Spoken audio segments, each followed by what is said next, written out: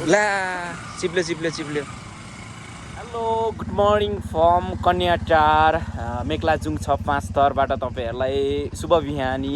र हिजो चाहिँ हामी जे जस्तो सङ्घर्ष गरेर भने पनि लड्दै पढ्दै भने पनि हामी यहाँ 5 थर आएर बसेको थियौँ। र हिजो चाहिँ रातिको यात्रा एकदम कठिनाइ भयो र हामी कालापानीमा बस्ने प्लान थियो। कालापानीमा हामीले होटल नभेटिसकेपछि प्याक भएको कारणले हामी 5 थर आएर बसेको थियौँ। र अब हाम्रो यात्रा भजली वडा नम्बर 6 को स्कुलहरूमा हामी सामग्री वितरण गर्न जाँदैछौँ। र हाम्रो पहिलो सामग्री वितरण हुनेछ हाम्रो कालापानी स्कुलमा र वैद्यमा र सागपारामा र निगोरेमा। हेर्दै गर्नु होला, एकदम मौसम चाहिँ गुड छ है। यो पानी परिरहेको जस्तो देखिन्छ तर पानी होइन, यो एकदम चिसो भएको कारणले चाहिँ शीत छप्प परिरहेछन्।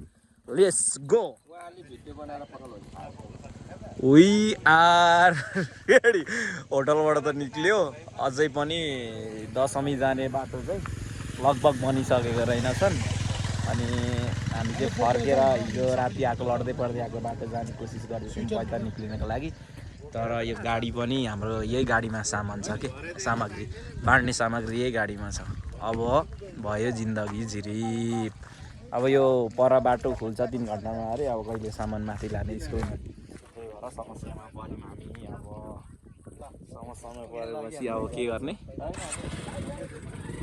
अब गाह्रो।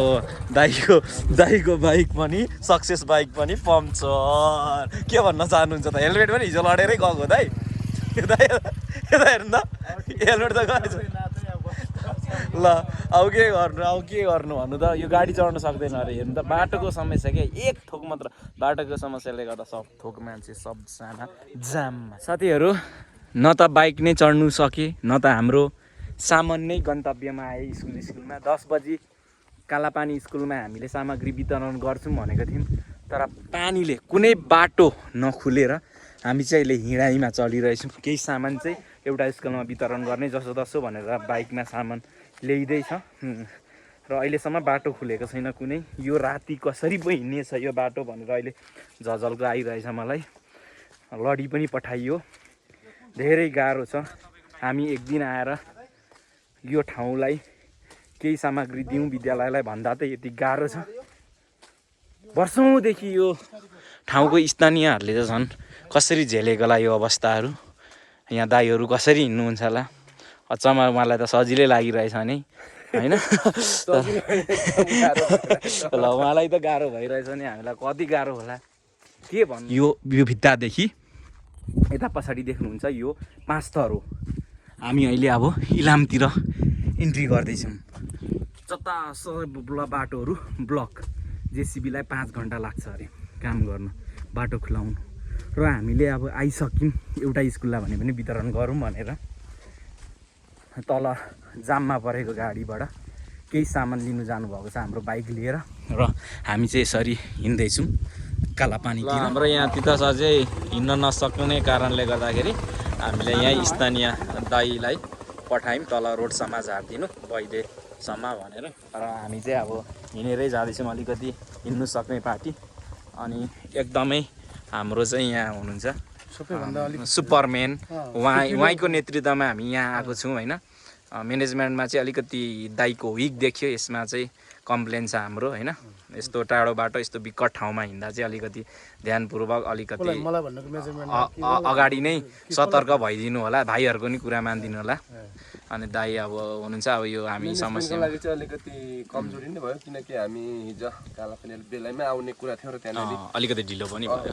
त्यो फेरि हामीले ढिलो आउनुमा केही छ नि त, केही देखाउँदै आयौँ नि त फेरि होइन। हामी ढिलो आइपुग्यो अनि हामी बस्ने ठाउँमा चाहिँ बुकिङ भइसकेको कारणले हामी त्यतिले मात्र अलिकति फरक परेको, त्यो कसैको गल्ती होइन होइन। हामीलाई बिहान फेरि कन्टरदेखि कालापानी जानुको लागि चाहिँ बाटै भयो। हो बाटै अप्सन नै भएन, सबै कन्टरमै थियो। त्यही भएर अब गाडी नछिरेपछि चाहिँ हामीलाई ढिला भएको।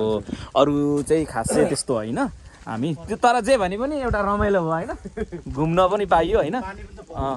पानी पनि परेको गरेर हामीलाई पानीले पनि अलिकति साथ दिएन। प्रकृतिसँग कसैले सक्दैनन् जुझ्न भन्दै हामी जे छ मनमै राखेर हामी गर्दैछौँ। हामी एक दिन आउने मान्छेलाई यति साह्रो रिस उठ्छ भने यहाँको मान्छेलाई झन् कति रिस उठ्छ होला। बाटोले मात्र समस्या, बाटोले। फाइनल्ली फेरि हामीले चिप्लेकिरा भेट्यौँ। बिस्तारो सर्दो रहेछ है। अब यसलाई छुनु बित्तिकै के हुन्छ, यो अहिले छोएर यो डल्लो परेको डल्लो पर्न आँटो अघि लामो हुँदो रहेछ चिप्लो अबै यो पनि रिसाएको रिसाउँदैछ है रिसाउँदैछ रिसा यसलाई साइडमा लगाइदिउँ कहिले पछि कुन चाहिँ टेक्छ नि यसले बच्चा सँगसँगै जन्माउँछ छुनु बित्तिकै यस्तो हुँदो रहेछ कि चिप्ले किरा चाहिँ कोलाई चाहिन्छ साथीहरू होइन यहाँ चाहिँ डल्लो परिसक्यो कि यो पनि बाँच्नुपर्छ यसलाई बाँच्नुपर्छ टिपेरै राखिदिनु न कि खपै खाइदिनु यहाँ राखिदियो क्या हामी चाहिँ चिप्ले किरालाई बचाउँदै हिँड्दैछौँ किनकि यसले बाइकलाई खिच्नु सक्छ किनकि हामी चाहिँ किन यसले जोगाउनु कारण औषधि खानेले त खान्छ नि त यो ठुलो भयो अलिक खाँदैन यसको बच्चा अहिले जन्माउँछन् अनि खानु मिल्छ नि त ओ यस्तो आउनुपर्छ बाटो यार हेर कति गाह्रो होला कि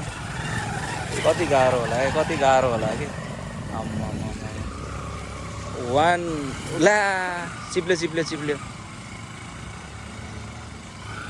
बरु त यो लिखमै कुदाउनु ठिक छ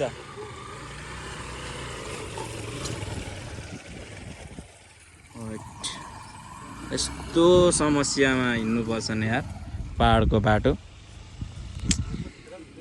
डेन्जर छैन त अनि कसरी हिँड्छन् के मान्छे ल यहाँ चाहिँ हामीले चाहिँ अब यस्तो तरिकाले आइडा लाएर चाहिँ होइन बाइकमै भने पनि सामान लिएर दुईवटा बइदिएर कालापानीको स्कुलमा चाहिँ वितरण गर्ने कुरो भयो र अब जसरी भने पनि आइसकेपछि चाहिँ एक दुईवटा स्कुलमा चाहिँ बाँडौँ न भन्ने कुराले चाहिँ हामीले यसरी सामान ल्यायौँ है बाइकमै भने पनि बाइपास गरेर यति गाह्रो छ यति सङ्घर्ष छ नि यो ठाउँमा है गाडी हेर्नु न बाटो नहुँदाखेरि गाडी नै जानुहुन्छ पहिरो जाँदाखेरि र अहिले चाहिँ हामी अहिले ठ्याक्कै बाइदेमा छौँ अब चाहिँ लगभग हामी यो सामानहरू वितरण गर्छौँ दुईवटा स्कुलमा छुट्टी पनि हुन लाग्यो होला अनि हामी यही बाटो रमिलाचुली वडा नम्बर 6 को स्थानीय हाम्रो अनिस सर नयन सर आशिष भाइहरू पनि एकदमै उहाँहरू नभए त यो आजको यो दुईवटा स्कुल वैद्य स्कुल र कालापानी स्कुलमा पनि हामीले वितरण गर्न सक्दिनन् थियौँ होला क्या बर्सातको कारणले तर उहाँहरूलाई चाहिँ एकदम सलाम छ है सरहरूलाई उहाँहरूले गर्दा चाहिँ हामीले आज दुईवटा स्कुलमा भने पनि वितरण गर्न पाइरहेछौँ र वितरण गर्न जाँदैछौँ उहाँहरूलाई बाइकमा पठाएर नसक्नेलाई बाइकमा पठाएर हामी चाहिँ यसो जाँदैछौँ त्यही रहेछ वैद्यको स्कुल चाहिँ होइन त्यहीँ देखिन्छ ग्राउन्ड पनि चट्ट बरको रुख रहेछ हामी दाजुभाइ चाहिँ झर्दैछौँ त्यो डाँडाबाट हामी हिँडेर आयौँ है 5 थरबाट है अहिले र हामी अब वितरण गर्न जाँदैछौँ ल ठ्याक्कै हामी चाहिँ आइसकेको छौँ होइन अब यहाँ भित्र इन्ट्री गर्दैछौँ होइन पहाडका स्कुल तपाईँहरूलाई देखाउँदैछौँ होइन कस्तो दामी कि यस्तै भयो भने पनि यता वासरुमहरू रहेछ टक्क सफा अनि यता ग्राउन्डहरू देख्न सक्नुहुन्छ यो चाहिँ स्कुल वैद्य नाइस ब्युटिफुल है ब्युटिफुल आई लाइक इट मलाई चाहिँ मन पऱ्यो होइन टक्कसँगले यता पहाड यहाँ माथि देख्नुहुन्छ नि उच्चु लागेको 5 थर अनि सट्टा यहाँ वरिपरि घर रहेछ स्कुलको छेउमा होस् यहाँको भाइ बहिनीहरू चाहिँ पढ्नुहुन्छ होला यो स्कुल होइन हामी चाहिँ स्कुलभित्रै जाँदैछौँ हिलो लाग्छ कान्छ यताबाट हिलो लाग्छ हिलो ग्राउन्ड हिलो हुँदो रहेछ हाम्रो सन्तोष सर चाहिँ अलरेडी आएर बसिसक्नु भयो रहेछ यहाँ कुखुरा पनि लाइकको छ रहेछ जुगा त एकदम नि अघि मैले दुई तिनवटा फ्यालिसकेँ हो ल हामी चाहिँ टक्क आइसकेको छौँ अहिले क्लास छ छाता यसरी स्टुडेन्टले सर राख्दो रहेछन् होइन हाम्रो अफिसवाला दामी नमस्कार क्लासहरू भइरहेछ ओके ल हामी चाहिँ फाइनली है सङ्घर्ष बावजुद पनि हामी खोला नाला पानी नभनी हामी स्कुल आइसकेको छौँ हजुर हाम्रो यहाँ सरहरूले चाहिँ एकदम हेल्प गर्नुभएको छ यहाँको स्थानीय सरहरू चाहिँ होइन यसरी यो चाहिँ हामीबाट चाहिँ पोसिबल थिएन कि उहाँहरू हुनुभएको थिएन भने उहाँहरूले चाहिँ एकदम सबै यहाँ म्यानेजमेन्ट गरेर कसरी ल्याउने के गर्ने उहाँ गाडी जाममा पऱ्यो भने उहाँहरूले चाहिँ यो स्कुलसम्म यसरी ल्याइदिनु भयो गाडीबाट निकालेर र यो चाहिँ मौका मिल्यो जे होस् हाम्रो वैद्य स्कुल र कालापानी स्कुलमा चाहिँ वितरण गर्ने मौका मिलिरहेछ यो चाहिँ एकदम सङ्घर्ष बावजुद पनि हामी चाहिँ सफल है स्कुल आउनु उहाँ माथिबाट आएको हामी त्यो डाँडा काँडा पार गर्दै हाम्रो दाजु एकदम तिर्खाइसक्नु भएको अवस्था जस्तो लाग्यो होइन यहाँ drinking water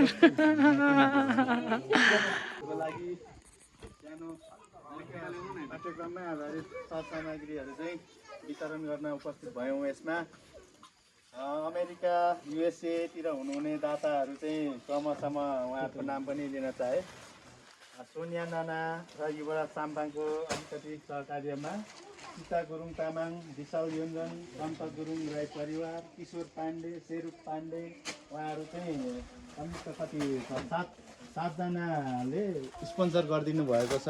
dot pain, sweater, जुत्ता, मच्चा, ब्याग, कपी। अनि यो चाहिँ हाम्रो चुलाचुली 6को चाहिँ आधारभूत विद्यालयहरूमा दिनु भनेर यसको चाहिँ पुलको काम चाहिँ हाम्रो चुलाचुली निवासी हाम्रो कुमार साम्पाङ दाजु उहाँले गरिदिनु भएको छ। उहाँलाई पनि विशेष धन्यवाद। अनि अब यहाँनिर ढिलो नगरिकन हाम्रो यहाँ विद्यार्थी सङ्ख्या कति भन्नुभयो नि? 14 जना। लेडिज जेन्ट्स कति हुनुहुन्छ? 4 जना। छात्र 10 जना भन्नुभयो।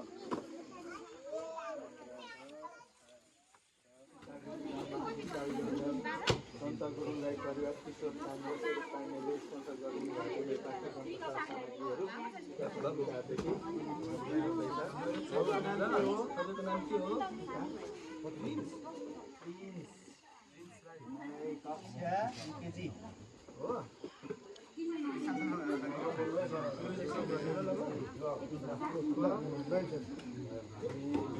हाम्रो विद्यालय व्यवस्थापन समितिको को हुनुहुन्छ यहाँ?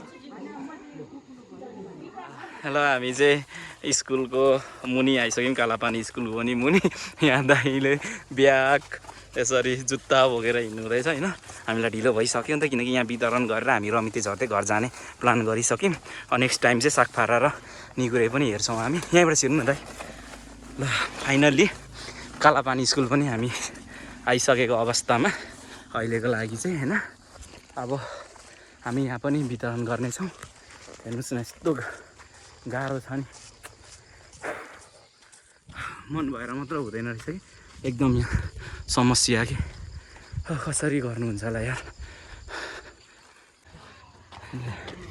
फाइनली हामी चाहिँ आइसकेका छौँ यहाँ है। स्कुल चाहिँ हो। नमस्कार नमस्कार। छुट्टी त दिनुभएको छैन नि होइन? दामी पहाडको स्कुल यस्तै हुन्छन् होइन। हाम्रा विद्यार्थीहरू हामी बिजोग है। भोलिको दिनमा के हो भने समस्या यस्तो छ, कुन दिन भक्कै झरेर नानीहरूलाई लाग्न सक्छन् कि, अबोध बच्चाहरूलाई कि यस्तो छ सिस्टम। के भन्नु, कसको ध्यान जानुपर्ने हो कि यस विषयमा भिडियो हेरेर तपाईँहरूलाई थाहा हुन्छ न, कसको ध्यान जानुपर्ने हो, के गर्नुपर्ने हो। एकदमै सरी विद्यार्थी कमी भएर चाहिँ चाबी लागिरहेछन् या अलिकति असुरक्षित भएको कारणले हुनसक्छ। हाई, हेलो, हाई, पढ्नु भएको? ओ नाइस। ल ठिक छ पढ्नुपर्छ ल। हामीले यहाँ कालापानीका श्री सगरमाथा आधारभूत विद्यालयमा पनि नानीहरूलाई सामग्रीहरू वितरण गरिसक्यौँ र अब हामी यहाँबाट घरतर्फ राख्छौँ। हामी नेक्स्ट टाइम चाहिँ सागफारा र फुङनामका निगुरेमा पनि आउने बाचा गर्दै। यहाँसम्म आउने वातावरण यस्तो सहज, हामी त यहाँ आएर के हो हुन्थ्यौँ होला होइन। यता हाम्रो विकास दाई, यता हाम्रो सर, नाम बिर्सिहाल्छु, मौसम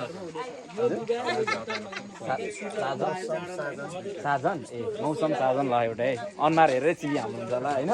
यता हाम्रो अनिस सर, यता हाम्रो होइन चुलाचुली खबरमा आउन चाहने मान्छे हुनुहुन्छ। यता चाहिँ हाम्रो विकास राई। आज उहाँको इच्छा पनि पुरा भएको छ, भरे इन्टरभ्यू आउँछ चुलाचुली खबरमा हेर्नु होला। उहाँ हाम्रो स्कुल अध्यक्ष पनि हुनुहुन्छ हाम्रो, उहाँ वैद्य स्कुलको है। र उहाँहरूलाई धेरै धेरै धन्यवाद भन्दै अब नेक्स्ट टाइम चाहिँ हामी सागपारा र फुङनाम पनि जोडिन्छौँ अर्कोचोटि। आज विशेष कामले गर्दा हामी फर्किनु पर्ने भएकोले। ल नानी हेलो, बाई बाई।